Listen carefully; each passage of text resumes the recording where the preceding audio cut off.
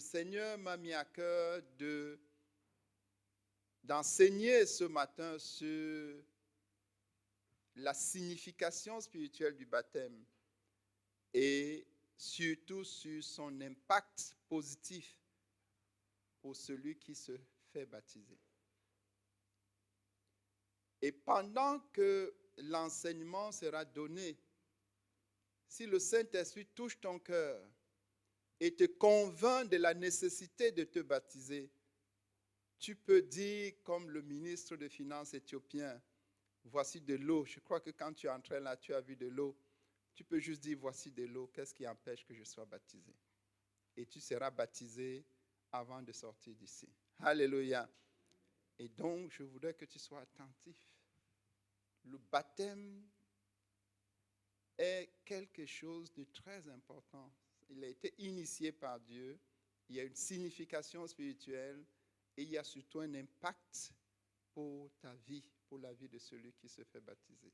Pour ceux qui ont déjà été baptisés, ça sera un pic de rappel, mais très utile. Alléluia. Donc, prie pour toi-même, que pendant que le Seigneur va te parler, que tu laisses l'Esprit de Dieu te convaincre. Si tu es convaincu et que tu dis, voici l'eau, qu'est-ce qui empêche que je sois baptisé? On te dira, tu peux te faire baptiser. Et tu te feras baptiser. Alléluia. Donc, prions le Seigneur, que chaque cœur s'ouvre à sa parole.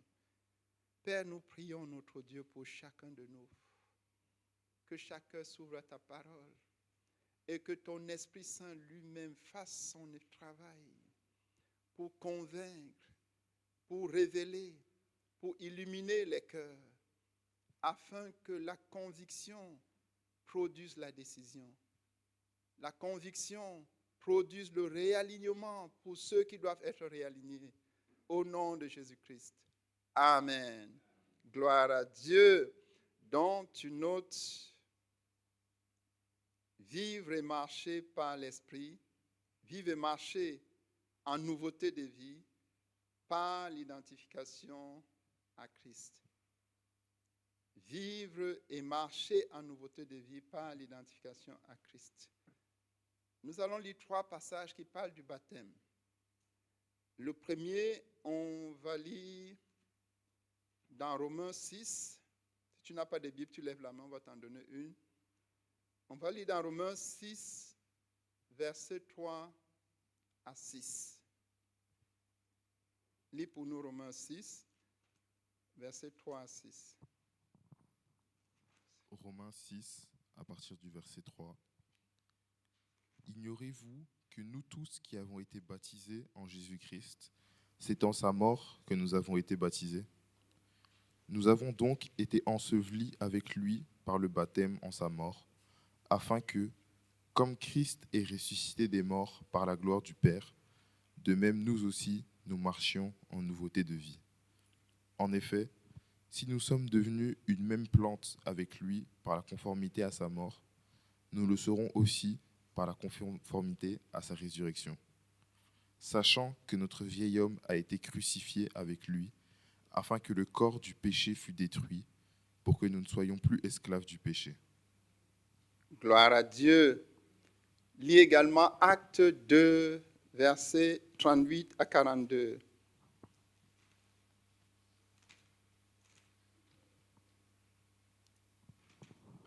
Acte 2, à partir du verset 38.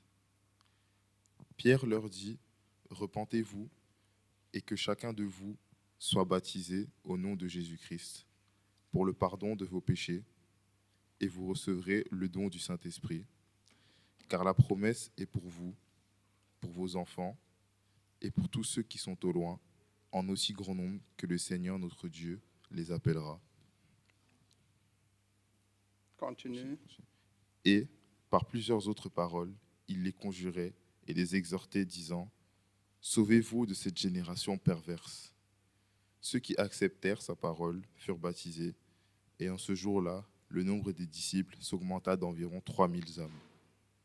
Ils persévéraient dans l'enseignement des apôtres, dans la communion fraternelle, dans la fraction du pain et dans les prières.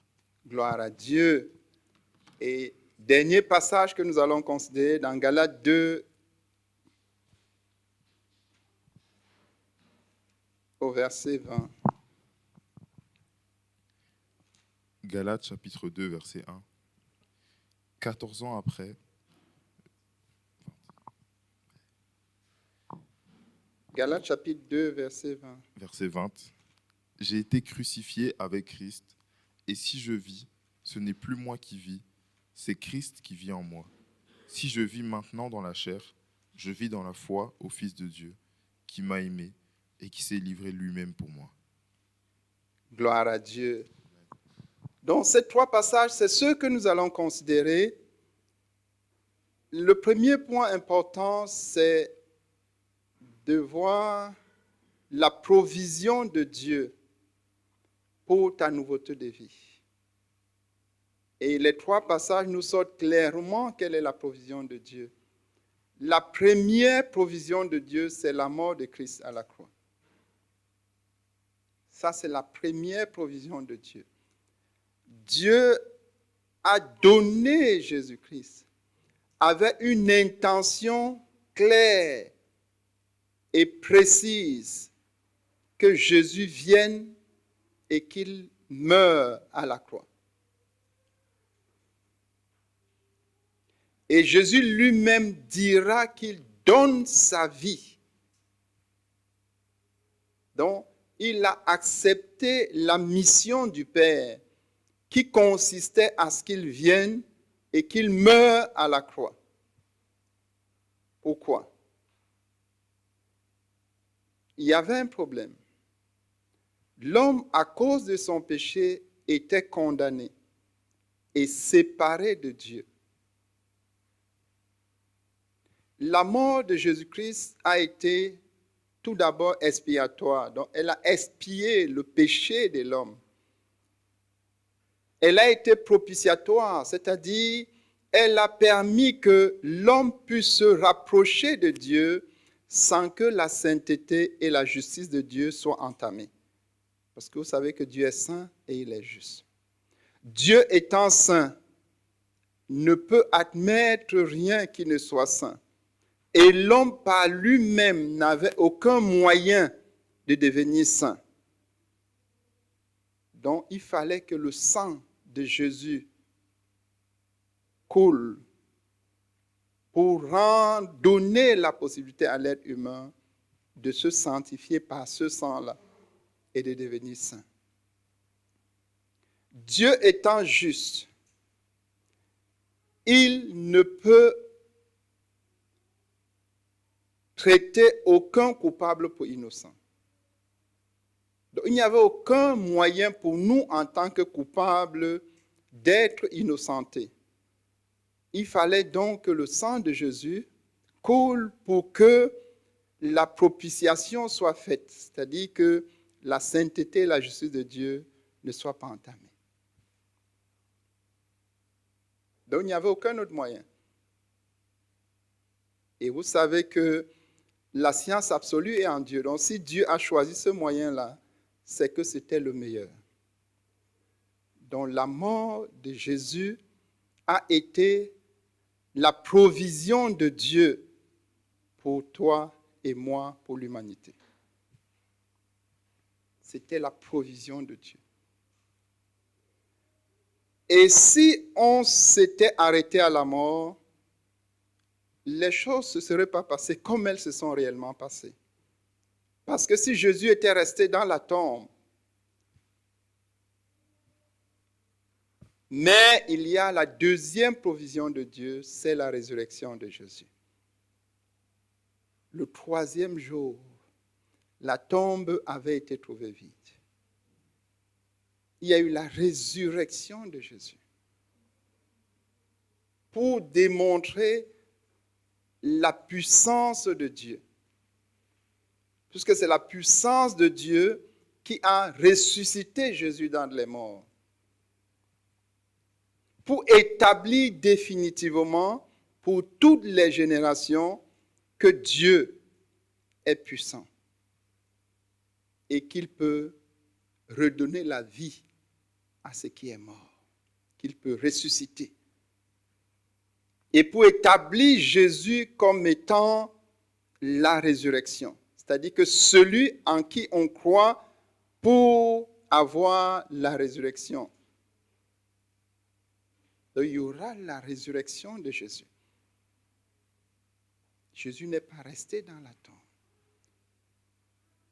Et ça sera un événement qui va bouleverser l'ordre spirituel des choses et qui va marquer à jamais l'humanité. La résurrection de Jésus. Alléluia. Ça, c'est la deuxième provision. Parce que si Jésus était resté dans la tombe, on aurait dit de lui qu'il a été un menteur. Parce qu'il avait dit que quand on va le crucifier, il va mourir, il sera enterré. Le troisième jour, il va ressusciter. Et les gens attendaient donc. Les chefs religieux et tous attendaient pour voir. Et cela s'est accompli.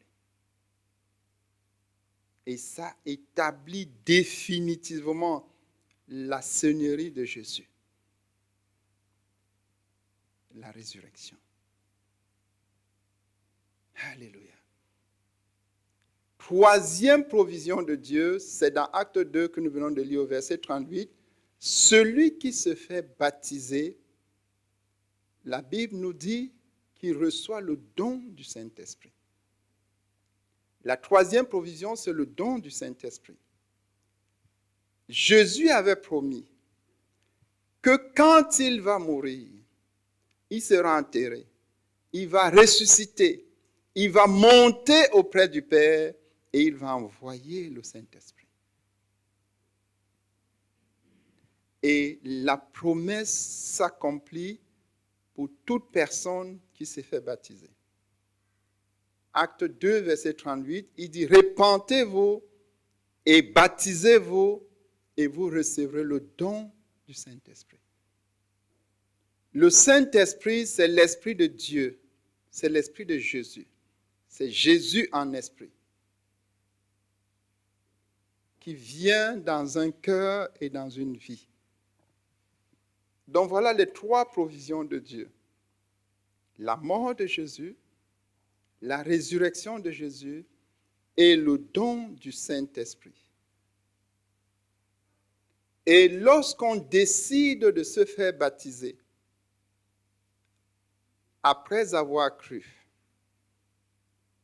par le baptême, on s'identifie à la mort de Jésus, à la résurrection de Jésus, et on s'approprie le don du Saint-Esprit. C'est ce que nous allons voir. Donc, il y a l'identification. Le premier point, si tu t'identifies à la mort de Jésus, par ton identification à la mort de Jésus, tu meurs en ton vieil homme. C'est ce que Romains 6 nous dit. Que celui qui se baptise, il se baptise en la mort en son vieil homme. Parce qu'il s'identifie à la mort de Jésus. Et en s'identifiant à la mort de Jésus, il s'approprie ce fait et ainsi donc il meurt à son vieil homme. Le vieil homme, c'est l'homme pécheur. C'est l'homme qui t'inclinait vers le mal. Cet homme-là meurt avec Christ. Quand on te plonge dans les eaux du baptême, cet homme reste dans les eaux du baptême. Donc il y a la mort au vieil homme. Et ça, c'est un premier fait tellement encourageant pour chacun de nous. Quand tu vas dans les eaux du baptême, le vieil homme, l'homme en qui il y avait une loi qui agissait, la loi du péché et de la mort, ce vieil homme-là reste dans les eaux du baptême. Alléluia. Et si tu t'identifies à la résurrection de Jésus, L'identification se fait toujours par le baptême. Quand tu te fais baptiser, comme ceux qui l'ont fait hier, on te plonge dans l'eau, ça c'est la mort de Jésus, et on te sort de l'eau, la résurrection avec Jésus. Donc, par le baptême, tu t'identifies à la résurrection de Jésus. Et en t'identifiant à la résurrection de Jésus, tu t'appropries la nouvelle créature que tu es devenue. Tout le monde comprend? Donc, tu deviens en réalité une nouvelle créature. Dans 2 Corinthiens 5 au verset 17, c'est ce qui est dit. Que si quelqu'un est en Christ, il est une nouvelle créature. Et c'est un fait qui s'accomplit d'abord spirituellement, puisque c'est d'abord spirituellement, mais ce qui est spirituel est plus réel. Quand tu sors des eaux du baptême, tu ressuscites avec Christ. Donc c'est une nouvelle créature qui sort des eaux du baptême. Et quand par la foi, tu t'identifies à la résurrection de Christ, tu ressuscites donc avec Christ. C'est la première résurrection. Le fait de devenir une nouvelle créature. Et il y a la deuxième résurrection qui sera la résurrection d'entre les morts. Donc ici, tu ressuscites d'entre les morts parce que tu étais mort par tes offenses et ton péché. C'est ce que la Bible dit dans Éphésiens 2. Il dit, nous qui étions morts par nos offenses et par nos péchés. Donc celui qui s'établit dans le péché, il est mort. C'est ce que la Bible nous dit également dans Matthieu 8, verset 22, quand Jésus dit, laissez les morts enterrer leurs morts. Donc ce qui se passe, quand tu sors des eaux du baptême, tu ressuscites avec Christ. C'est ce que la parole de Dieu nous dit et c'est la vérité. Donc il y a l'identification en la résurrection de Christ. Tu deviens une nouvelle créature. Alléluia. Et le troisième point, c'est l'appropriation du don du Saint-Esprit. Quand tu entres dans les eaux du baptême, à la sortie des eaux du baptême, la Bible nous dit dans Acte 2, verset 38, que Dieu te fait un don. Dieu te fait un précieux don, le don de son esprit. Et si les gens comprenaient ça, c'est le moment le plus joyeux d'une personne. Parce qu'il repart avec un précieux don. C'est le don le plus précieux de sa vie. Vous savez, quand les gens entrent dans les alliances de Dieu, le mariage, le baptême, c'est une alliance de Dieu. Mais il y a les autres alliances de Dieu, comme le mariage. Quand les gens entrent dans l'alliance de Dieu qu'est le mariage, ils reçoivent des présents, ils reçoivent des cadeaux. Et ils repartent le jour du mariage étant très joyeux avec les cadeaux qu'ils ont reçus. Mais il n'y a pas de cadeau plus précieux que le don du Saint-Esprit à celui qui se fait baptiser. Le problème, c'est que certains n'en sont pas conscients. D'autres ne comprennent pas que c'est le don, c'est le Saint-Esprit. Le Saint-Esprit, quand Dieu te le donne, il le dépose sur ton cœur, sur ton esprit.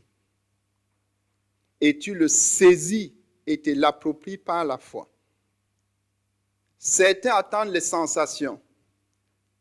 Et s'ils ne ressentent pas les sensations, ils vont dire, je pense que rien ne s'est passé. Mais le Saint-Esprit n'est pas une simple sensation. C'est l'Esprit de Dieu, c'est l'Esprit de Jésus qui est donné et qui doit être déposé sur ton esprit. Et tu reçois par la foi. Tu saisis par la foi. Maintenant, si tu as vraiment saisi par la foi, il peut y avoir des sensations et des manifestations. Donc voilà la provision de Dieu. Il y a la mort de Jésus-Christ. Il y a la résurrection de Jésus. Et il y a le don du Saint-Esprit. Toute personne qui s'est fait baptiser, comme les frères qui se sont fait baptiser hier, cette provision leur a été donnée. Ils se l'approprient par la foi. C'est juste par la foi. Il n'y a aucune œuvre, par la foi. L'identification, c'est un acte de foi. L'appropriation, dans sa première phase, est aussi un acte de foi. Donc, c'est par la foi. La foi étant quoi? La foi étant l'acceptation des faits de Dieu. Donc, si j'accepte que je suis mort en mon vieil homme parce que la parole de Dieu le dit, si j'accepte que je suis ressuscité avec Christ, et si j'accepte que j'ai reçu le don du Saint-Esprit, cela s'accomplit. Alléluia. Donc ça, c'est la provision de Dieu. Ma prière, c'est que toute personne qui passe par les eaux du baptême sache que c'est la provision de Dieu. Écoutez très bien ce que Paul dit aux Romains. Il leur dit, ignorez-vous. Pourquoi? Parce qu'il y en a qui peuvent ignorer. Ignorez-vous que votre vieil homme a été crucifié? Parce que certains vivent comme s'ils l'ignoraient. Il dit, non frère, vous ne devez pas l'ignorer. Je vous le rappelle. Je veux que vous sachiez que votre vieil homme a été crucifié. Je veux que vous sachiez que vous avez reçu l'homme nouveau. Et je veux que vous sachiez que vous avez reçu un don. Le jour où vous êtes sortis des eaux du baptême, Dieu lui-même vous a fait un précieux cadeau, un précieux don, l'Esprit de Dieu. La question c'est, est-ce que tu le savais? Pour ceux qui se sont fait déjà baptiser. Pour ceux qui vont se baptiser tantôt ou les jours qui viennent, Dieu veut que tu le saches. Pourquoi? Parce que vous savez bien que l'ennemi agit par la ruse. S'il sait que tu ne sais pas, il va venir par la ruse. S'il sait que tu sais, il va te laisser tranquille. Donc, savoir est très important. Et savoir est au-dessus de connaître. Savoir, c'est saisi par la révélation. C'est saisi par la foi. C'est s'approprier par la foi. C'est ça qu'on appelle savoir. Alléluia. Donc, nous allons prier le Seigneur avant de continuer. Si tu es passé par les eaux du baptême, voilà la provision de Dieu pour toi, pour que tu vives en nouveauté de vie. Et si tu veux passer par les eaux du baptême, voilà la provision de Dieu pour toi, pour que tu vives en nouveauté de vie. Le baptême, c'est un engagement à vivre en nouveauté de vie. C'est une alliance qu'on fait avec Dieu, disant à Dieu, je reçois ta provision, je me l'approprie et je vais vivre en nouveauté de vie. Prions que chacun de nous sache que Dieu donne la révélation, que ceux qui l'ignoraient soient affranchis de l'ignorance ce matin. La Bible nous dit que tu connaîtras la vérité et la vérité t'affranchira. s'il y avait une ignorance, si tu as été baptisé et que tu ignorais ces faits, que Dieu t'affranchisse de l'ignorance et que tu te les appropries. Prions ensemble. Père, nous te bénissons, notre Dieu. Merci beaucoup pour la provision de Dieu. Chacun de nous peut vivre en nouveauté de vie parce que Dieu a pourvu. La mort de Jésus-Christ est réelle. La résurrection de Jésus-Christ est réelle. Et le don du Saint-Esprit est réel. Et cette provision a été faite à toute personne qui est passée par les eaux du baptême. Oh Seigneur, mais certains l'ignorent. Et parce qu'ils l'ignorent, ils ne vivent pas en nouveauté de vie. Nous prions au nom de Jésus-Christ que chacun ce matin soit affranchi de l'ignorance. Nous prions pour une révélation du Saint-Esprit. Que chacun s'approprie cette provision au nom de Jésus-Christ. Ou que chacun se réapproprie cette provision au nom de Jésus-Christ. Amen. Gloire à Dieu. Donc, vivre en nouveauté de vie et marcher en nouveauté de vie, concrètement, qu'est-ce que cela veut dire? Donc, comme tu t'es approprié la provision, comment ça va se concrétiser au quotidien? Donc, tu notes, vivre en nouveauté de vie, c'est vivre en nouveauté de disposition de cœur. Donc ça, c'est le premier point, nouveauté de disposition de cœur. David dit à Dieu de l'aider à avoir un cœur bien disposé. Donc, le cœur peut être bien disposé ou mal disposé. L'esprit peut être bien disposé ou mal disposé. Il dit, oh Dieu, accorde-moi un esprit bien disposé et un cœur nouveau. Donc on reçoit un cœur nouveau et on dispose son esprit. Et on dispose son esprit à vivre en nouveauté de vie en se débarrassant des idoles. Lis pour nous Josué 24, verset 23. Donc tu décides de te débarrasser des idoles.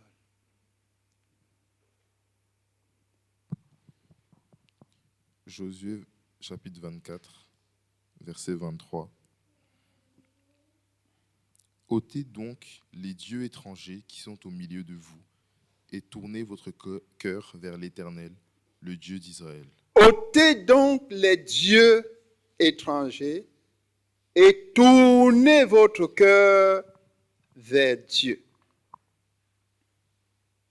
Donc il y a les dieux, faux dieux. Lorsqu'on veut marcher en nouveauté de vie, on décide d'ôter les faux dieux. C'est ce qu'on appelle les idoles. On décide d'ôter les faux dieux. La Bible nous dit que c'est ce que les Thessaloniciens ont fait dans 1 Thessaloniciens 1, verset 9. Ils ont abandonné les idoles. Donc tu abandonnes les faux dieux. Tu ôtes les faux dieux de ton cœur. Tous les dieux qui prenaient la place du vrai Dieu dans ton cœur, tu les ôtes. Il dit, ôtez donc ces dieux. Ôtez ces dieux. Tu ôtes le Dieu moi. Tu ôtes le Dieu maman. Et tu ôtes tous les autres faux dieux qui veulent prendre la place de Dieu dans ton cœur. Et tu tournes ton cœur vers Dieu. Le cœur de chaque être humain peut être tourné soit vers Dieu, soit contre Dieu. Ton cœur peut être tourné soit vers Dieu, soit contre Dieu. Il dit, tournez votre cœur vers Dieu. C'est une décision. Je décide de tourner mon cœur vers Dieu. Pour avoir dans mon cœur Dieu et Dieu seul. Je dispose mon cœur à croire. Philippe a dit à l'eunuque éthiopien, si tu crois de tout ton cœur, on croit du cœur. C'est-à-dire, je dispose mon cœur à accepter pour vrai ce que la parole de Dieu dit. Je dispose mon cœur à aimer Dieu et Dieu seul. Jésus a dit, pour résumer le commandement, tous les commandements, il dit, tu aimeras l'Éternel, ton Dieu, de tout ton cœur. C'est-à-dire 100% de ton cœur à Dieu. Si tu donnes 80% de ton cœur et 20% au faux Dieu, tu n'aimes pas Dieu. Pourquoi? Parce que l'exigence d'aimer Dieu, c'est tu aimeras l'Éternel, ton Dieu, de tout ton cœur. 100% de ton cœur. 100%. Donc il y a croire en Dieu de tout son cœur. Ça veut dire quoi? Au niveau de ton cœur, tu n'émets aucune réserve en ce qui concerne la parole de Dieu. Même si tu ne comprends pas, tu acceptes d'abord. La foi est plus pertinente que la connaissance. Et la foi doit précéder la connaissance. Donc si je crois, Dieu va m'amener à comprendre. Si je dis tant que je ne comprends pas, je ne vais pas croire, je serai limité. Donc il faut croire de tout son cœur. Il faut aimer de tout son cœur. Il faut obéir de tout son cœur. C'est ça, un cœur disposé, un cœur bien disposé. Il croit de tout son cœur, il aime de tout son cœur, il obéit de tout son cœur. Tout le monde comprend? Donc, il y a d'abord la nouveauté de disposition de cœur. Chacun de nous qui est né de nouveau peut décider de disposer son cœur en l'inclinant vers Dieu, vers les faux dieux ou vers Dieu. Il n'y a pas de position intermédiaire. Il n'y a pas de je mets une partie de mon cœur là et une autre ici. Non, ce serait terrible. Ce serait comme une personne qui est dans la mer, il a un pied dans un bateau, un pied dans l'autre bateau et il veut aller loin. Est-ce qu'il ira très loin? Non. Les deux pieds doivent être dans le même bateau. Ça veut dire le cœur doit être tout entier à Dieu. Ça, c'est le premier point. Tout se passe au niveau du cœur. Et tout peut se passer très rapidement. Par exemple, ce matin, comme tu es là, tu peux dire, je dispose mon cœur pour qu'il soit un nouveau cœur. Un cœur qui croit Dieu, un cœur qui aime Dieu, un cœur qui craint Dieu, un cœur qui obéit à Dieu. Chacun de nous peut le faire, puisqu'on a vu la provision. C'est au niveau du cœur. Un cœur qui craint Dieu.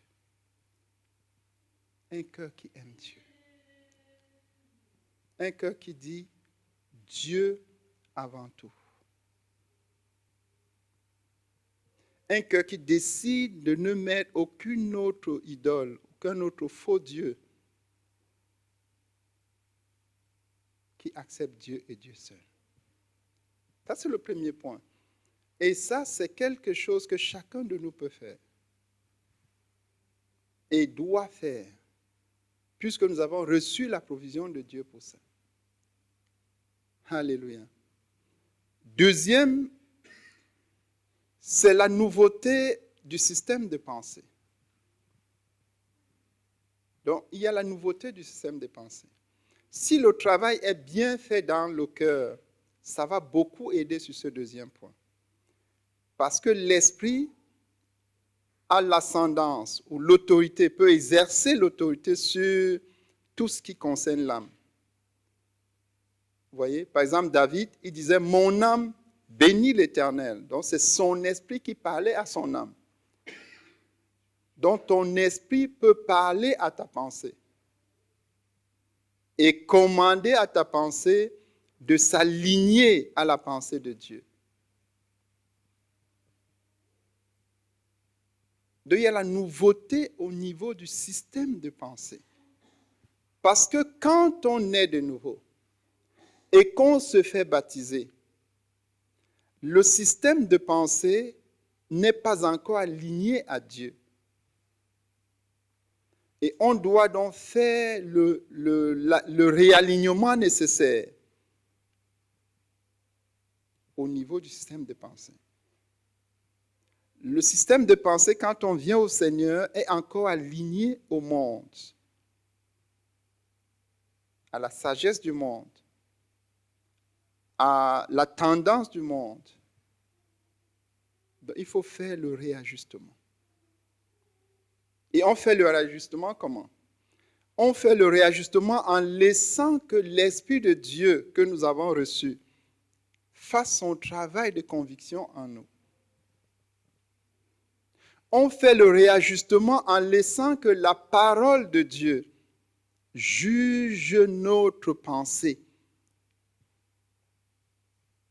Parce que la Bible dit dans Hébreux 4, verset 12, que la parole de Dieu est une épée à double tranchant pour juger nos pensées. Donc la parole de Dieu est donnée pour juger nos pensées. Maintenant, si je ne laisse pas la parole de Dieu juger ma pensée, si c'est moi qui commence à juger la parole de Dieu, parce qu'il y a des gens qui jugent la parole de Dieu, pour dire je prends ceci, je ne prends pas cela, là c'est très mauvais. La parole de Dieu est donnée pour juger nos pensées. Et si je laisse que la parole de Dieu juge mes pensées, elle va juger et elle va trancher. Ce qui n'est pas vrai sera enlevé. Ce qui est vrai va rester. Ce qui n'est pas juste sera enlevé. Ce qui est juste va rester. Ce qui n'est pas pur sera enlevé. Ce qui est pur va rester. Ce qui ne reçoit pas l'approbation de Dieu sera enlevé. Ce qui reçoit l'approbation de Dieu va rester. Donc, la parole de Dieu. Je dois laisser que la parole de Dieu juge mes pensées. Parce que c'est son rôle. Elle a été donnée pour juger mes pensées. Ce n'est pas ma pensée qui juge la parole de Dieu. C'est la parole de Dieu qui juge ma pensée. Là, c'est la deuxième ressource. Un, c'est le Saint-Esprit. Deux, c'est la parole de Dieu. Vous allez voir des gens qui s'affectionnent à la parole de Dieu, qui quand ils viennent là, ils ont leur cahier, ils notent, ils sont attentifs.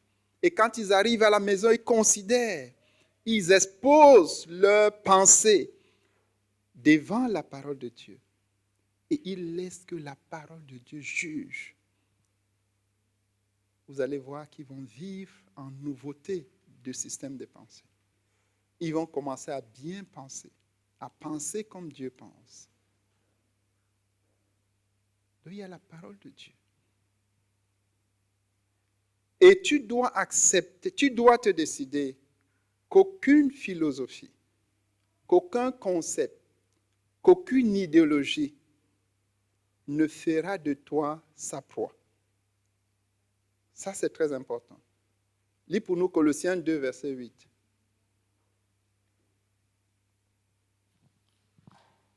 Colossiens 2, verset 8. Prenez garde que personne ne fasse de vous sa proie par la philosophie. Que et par personne ne fasse de vous sa proie, par la philosophie. toute idéologie, tout concept qui ne s'appuie pas sur Christ clairement et qui ne peut pas être vérifiable à travers la parole de Christ, le conseil, c'est que tu dois prendre garde. Pourquoi?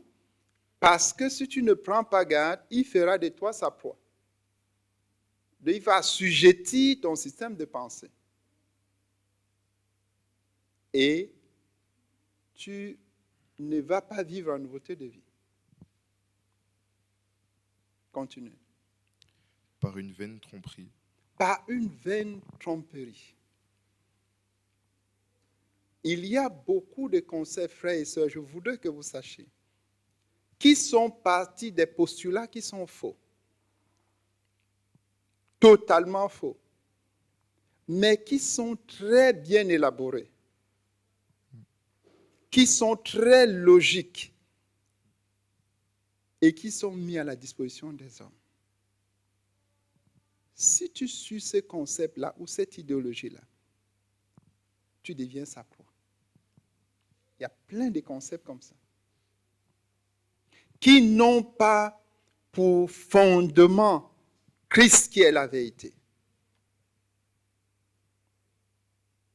Mais qui sont très bien élaborés. Si tu creuses et si tu es attentif, tu verras que le postulat est faux. Parfois, il n'y a même pas de postulat. Mais on a juste développé des choses très logiques.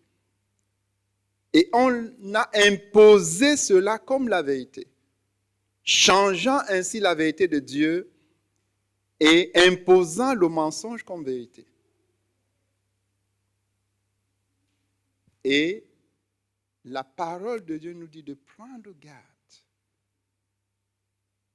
Parce que cette tromperie-là peut nous approprier. Nous pouvons devenir sa proie. Tout le monde comprend. Continue. S'appuyant sur la tradition des hommes, sur les rudiments du monde et non sur Christ. S'appuyant sur la tradition des hommes et non sur Christ. Donc, il y a des concepts qui ont été développés s'appuyant sur la tradition des hommes et qui ne s'appuient pas sur Christ. Donc, quand tu vérifies à travers la vérité qu'est Christ, tu te rends compte que ces concepts sont faux. Et le Seigneur nous demande de prendre garde. Parce que si nous ne prenons pas garde, nous allons devenir leur proie. Tout le monde comprend. Nous allons devenir la proie. Il y a beaucoup de concepts comme ça. Des théories comme Big Bang et toutes ces théories-là. Il n'y a pas de postulat clair au départ qui soit vrai. Mais vous allez voir des millions et des millions de personnes qui y adhèrent. Parfois, trahissant même la pensée de celui qui l'a donné en premier. Parce que lui aussi, il était à la recherche de la vérité. Il n'a jamais dit que ce qu'il était en train de dire était vrai dans l'absolu. Mais quand les gens transmettent, ils établissent comme si c'était vrai dans l'absolu. Il dit, prenez garde que personne ne fasse de vous sa proie par la philosophie et par les vains mensonges, même si c'est bien élaboré, même si c'est logique. Mais si la base n'est pas Christ, la vérité de la parole de Dieu, prenez garde. Même si tu y vas parce que tu veux t'informer, va prudemment, en sachant que tu peux en être la proie. Tout le monde comprend. En sachant que tu peux en être la proie. Et que ça peut assujettir ton système de pensée. Et certains enfants de Dieu fonctionnent comme ça, avec une pensée qui n'est pas renouvelée du tout. Au lieu de croire, d'aligner leur pensée à la parole de Dieu, ils alignent aux mensonges et aux concepts et théories philosophiques qui n'ont pas de base vraie. Et ils sont troublés. Et finalement, dans leur argumentation, on a de la peine à savoir s'ils sont véritablement des Christ ou s'ils sont plutôt de cette théorie-là. Et c'est confus. Alléluia. Donc le système de pensée doit être aligné à Christ, frère. Je vous assure, et c'est la vérité, Jésus est la vérité absolue. Jésus est la référence de toute vérité. Donc si tu ne veux pas te tromper, si tu ne veux pas être la proie, dès qu'il y a un concept, dès qu'il y a une théorie, dès qu'il y a une idéologie, viens te référer à la vérité absolue. Si ça tient, tu peux la garder. Si ça ne tient pas, tu rejettes. C'est un principe qui, personnellement, m'a énormément aidé. Parce que croire en Jésus, c'est établir ce que Jésus a dit. Il a dit, je suis la vérité. Je suis la vérité. Donc Jésus est la vérité absolue. Donc si on me dit une chose, quelle que soit la personne qui me l'a dit, je viens vérifier. Si ça colle avec ce que Jésus a dit, j'accepte. Si ça ne colle pas, je rejette. Parce que Jésus est la vérité. C'est ça être croyant. C'est accepter que Jésus est la vérité. Tout le monde comprend ce point. J'insiste parce que c'est très important, particulièrement pour les jeunes qui sont là, mais pour nous tous aussi, tout le monde. Parce qu'il y a beaucoup de concepts qui n'ont pas de fondement vrai, mais qui ont été bien ficelés. Et aussi, comme ils ont pu faire qu'un grand nombre adhère, ça semble être vrai. Et nous, en tant que croyants, le Seigneur dit que nous devons faire attention, nous devons prendre garde. Tout le monde comprend ce point? Ou pas? Oui. Donc, quelque chose de simple qui va t'aider, s'il y a un concept, s'il y a une théorie, s'il y a n'importe quoi, tu vérifies. La parole de Dieu traite de tous les aspects de la vie. Tout, dans l'absolu. Il faut juste aller bien creuser, tu vas voir.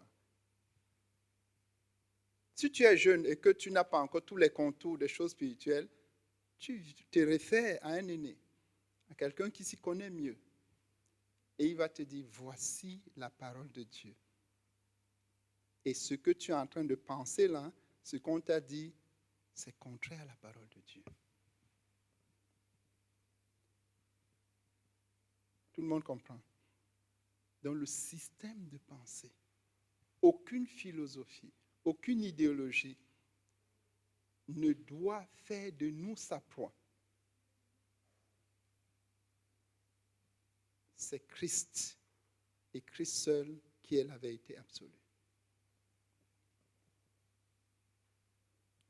Et si tu établis ça véritablement dans ta pensée, tu vas commencer à vivre en nouveauté de vie en ce qui concerne la pensée.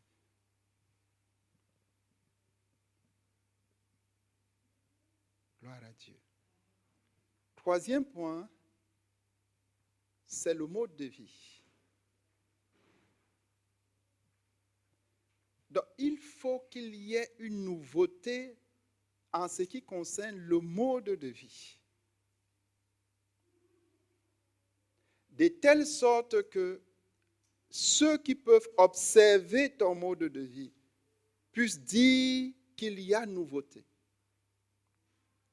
Paul dit dans 1 Timothée 1, verset 12 à 16, il dit qu'il était blasphémateur, il était persécuteur, il était un homme violent auparavant.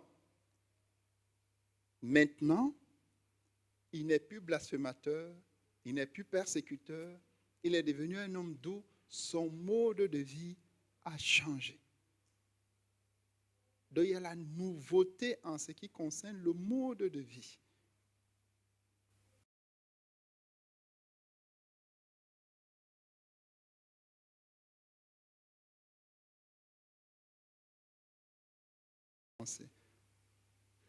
S'il est bien travaillé, bien aligné à la parole de Dieu, cela va impacter favorablement ton mode de vie. La Bible nous parle de Photine, la femme samaritaine. Vous connaissez son histoire. C'est une femme qui vivait dans la débauche. Elle vivait avec un homme qui n'était pas son mari. Si tu vis avec un homme qui n'est pas ton mari, on dit que tu vis dans la débauche.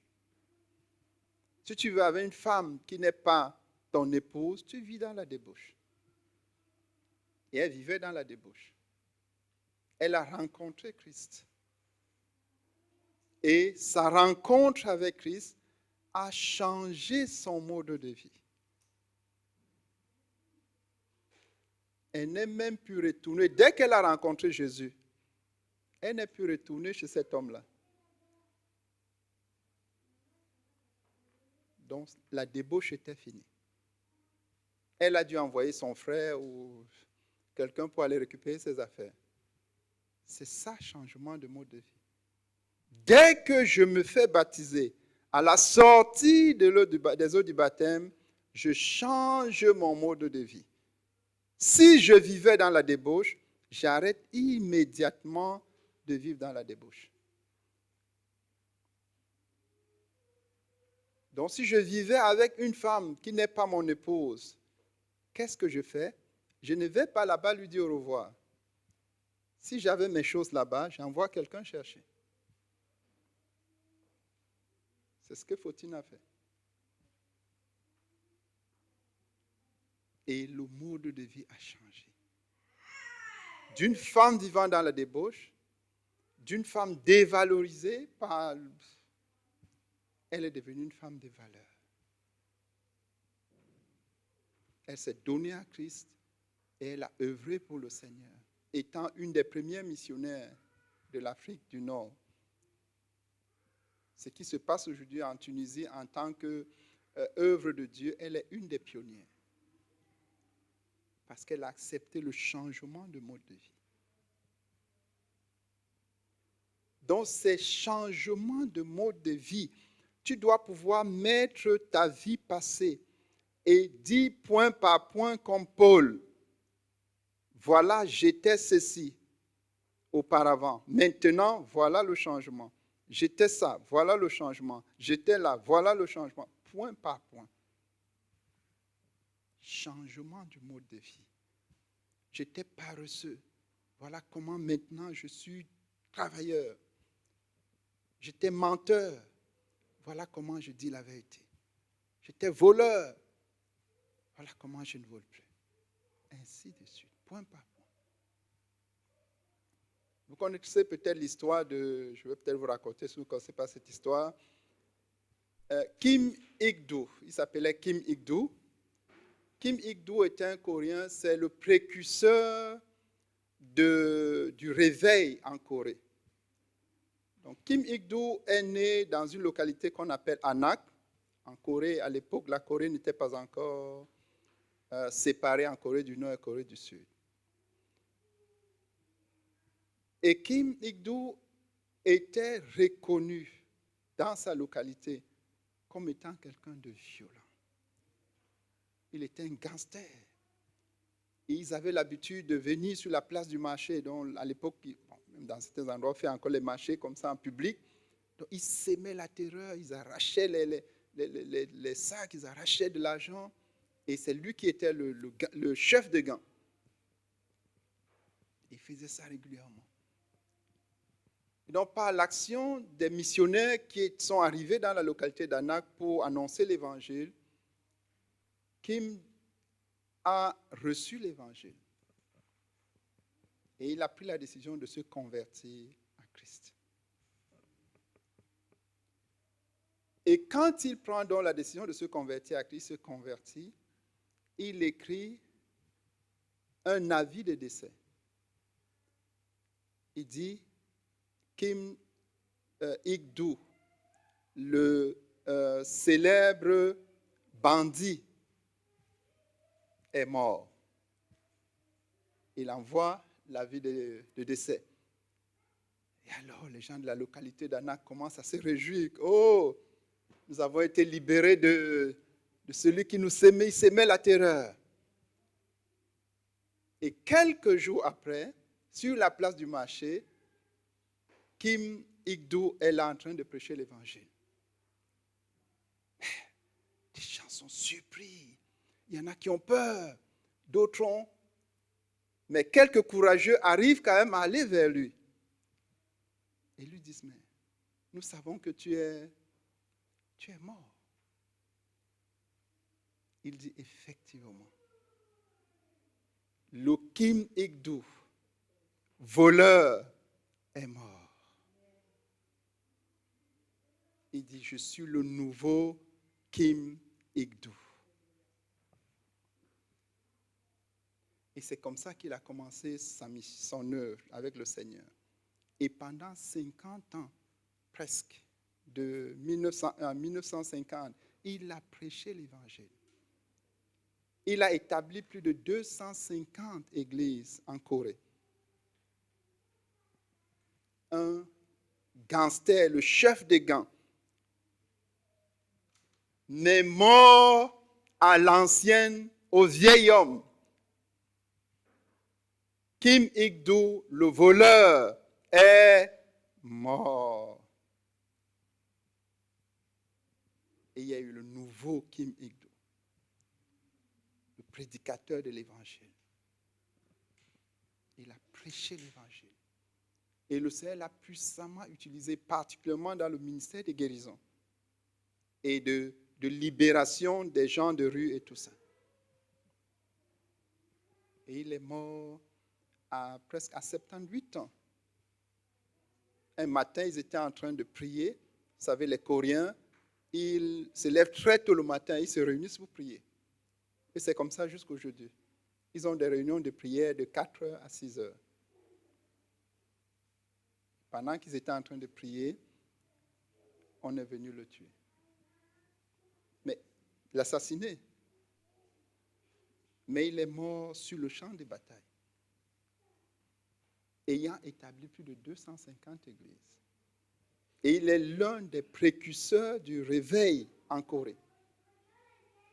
Les gens comme les David Yonggi-cho se sont inspirés de lui. Mais ce qui nous marque ici, dans cette histoire, c'est que lui-même a fait ce que chacun de nous doit faire. Écrit son avis de décès. Et dit, moi, tu mets ton nom. Ancien voleur, ancien fornicateur, ancien menteur. Je suis mort. Et que ceux qui vont te voir, évidemment, il y aura d'abord le premier choc. Parce que croyants, ils vont croire que tu es toujours comme ça, comme tu étais. Mais quand ils vont t'approcher, ils vont voir que c'est une autre personne. Ton mode de vie a changé. Ton mode de vie a changé. Donc, frère, il faut qu'il y ait un changement du mode de vie. Il faut que ceux qui te voyaient avant puissent dire, il a changé. Et c'est aussi ça qui a contribué à sa réussite, parce qu'on voyait un changement radical. Et on voyait donc ce que Dieu peut faire dans la vie d'une personne. Transformer un chef de gang en un évangéliste de renommée mondiale. Et il peut aussi le faire pour toi. Donc c'est ça, frère, vivre en nouveauté de vie.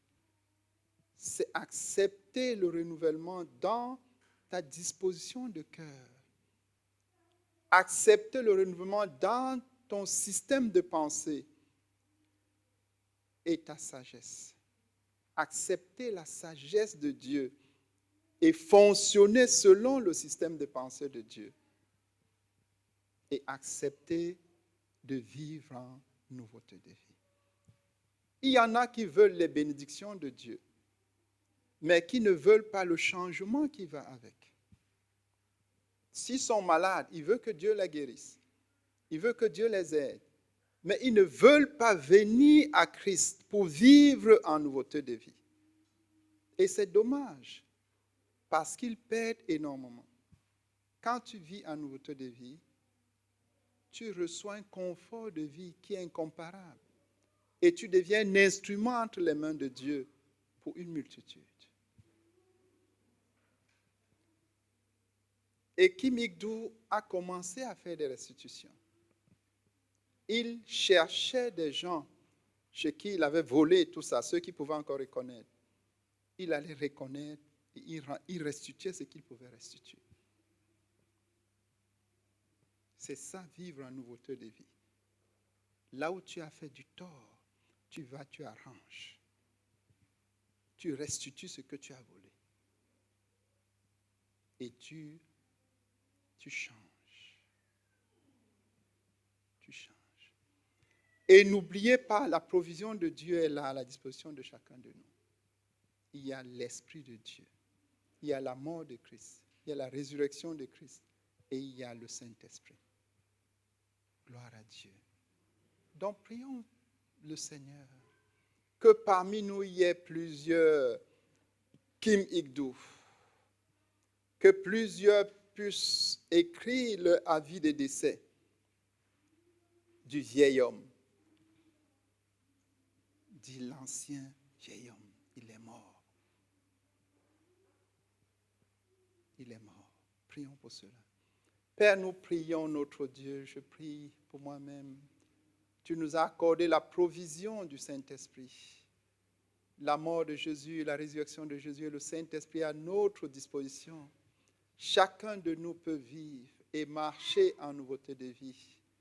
Aide-nous, Seigneur, que chacun puisse faire, oh Dieu, comme lui, qui pouvoir dire, écrire son avis de décès et dire l'ancien que vous connaissiez comme étant un malfaiteur, un voleur, un fornicateur, un pécheur est mort parce que le vieil homme est crucifié avec Christ. Et que chacun de nous puisse vivre en nouveauté de vie. Et que son mode de vie soit évident qu'il a rencontré Christ et que Christ l'a changé. Au nom de Jésus-Christ. Amen. Le Seigneur vous bénisse.